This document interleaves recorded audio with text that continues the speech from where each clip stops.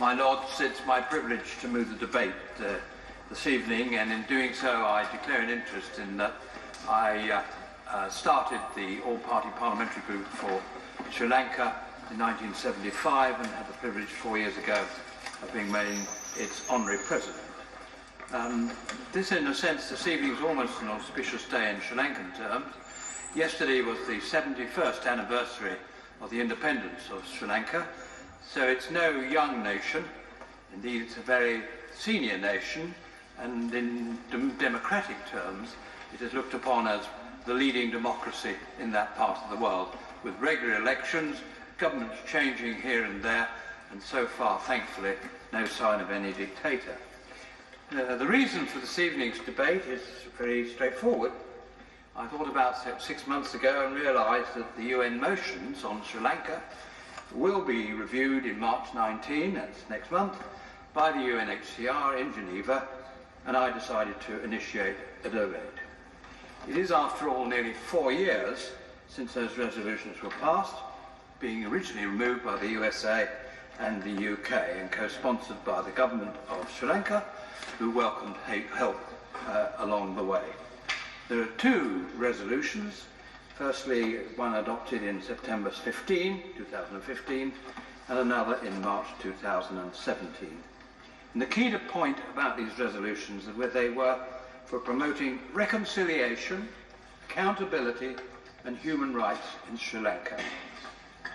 The cause was really the war in Sri Lanka, and the end of that war has resulted in Elam being something that nobody in Sri Lanka, other than the Tamil Tigers, really wanted.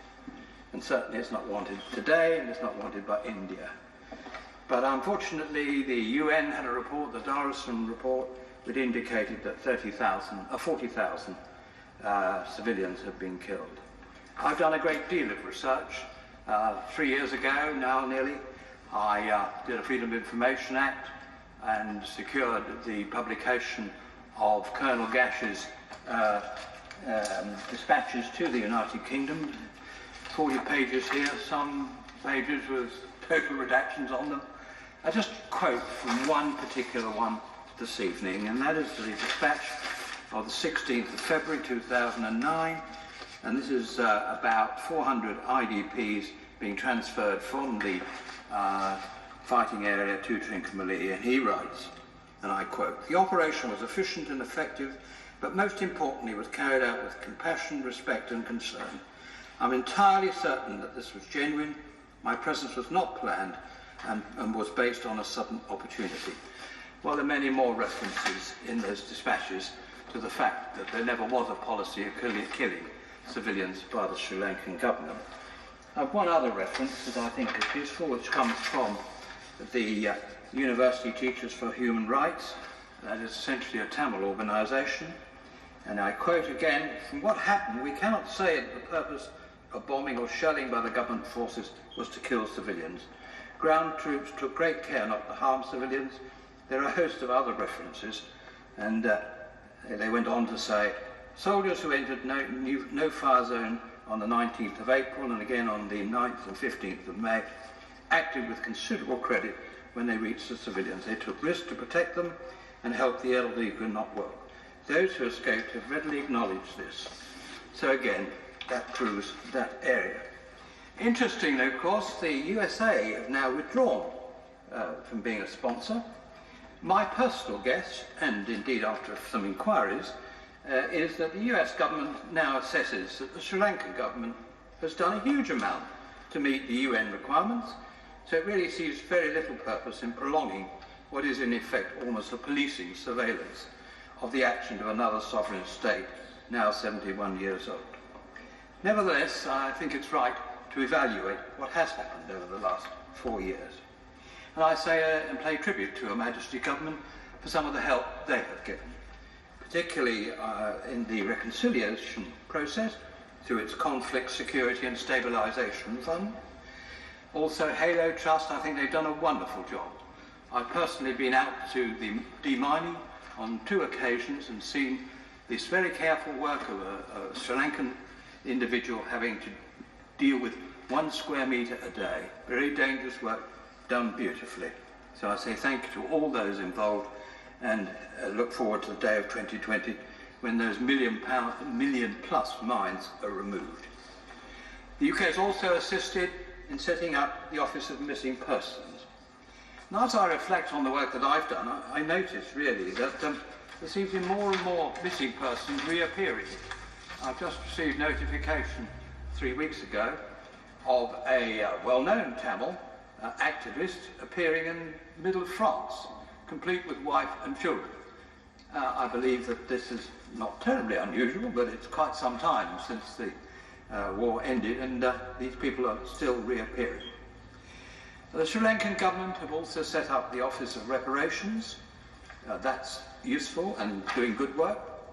They've set up a framework for a Truth and Reconciliation Commission. That's absolutely vital, absolutely my personal judgment.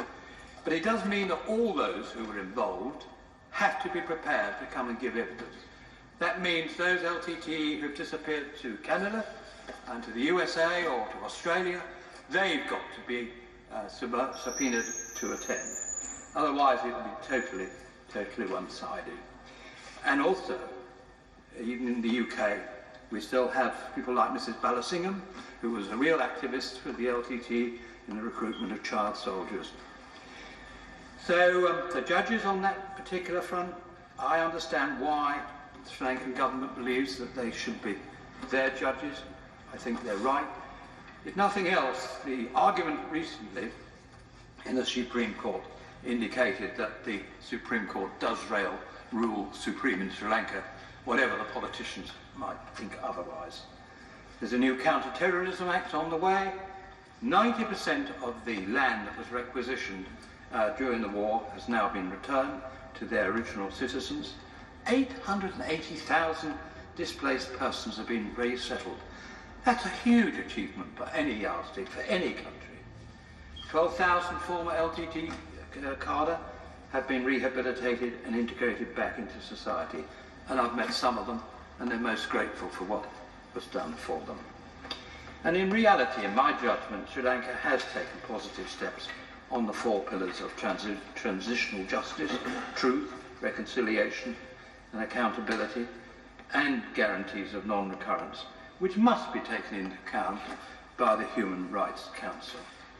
Add to this the continuing cooperation there is, almost on a daily basis, with the human rights people on the ground in Sri Lanka. The question has to be asked then, what is the point of continuing with these resolutions? Now, it is just 10 years, almost to the day, since the end of the war. So surely now is the time for closure, and to let this proud country stand on its own 2 feet. Is this really a good use of resources for them to be monitored by the West almost every day? And my view as president of the All-Party Group is, no, it is not. And frankly, I'll say to my noble friend on the front bench, too easily do we forget what a good friend Sri Lanka has been to us in the UK over decades now. As a colony, thousands of them volunteered for the 2 world wars. Indeed, this small island has the 8th largest figure of those who gave their lives for us in the United Kingdom. And indeed, Sri Lanka, as my noble friend must know, was one of just seven to support us over the Falklands War. And there's a very old adage, isn't there not? Keep your friendships in repair. And today, there is peace in Sri Lanka. You can go wherever you like. The infrastructure is repaired in the north. That's pretty crucial.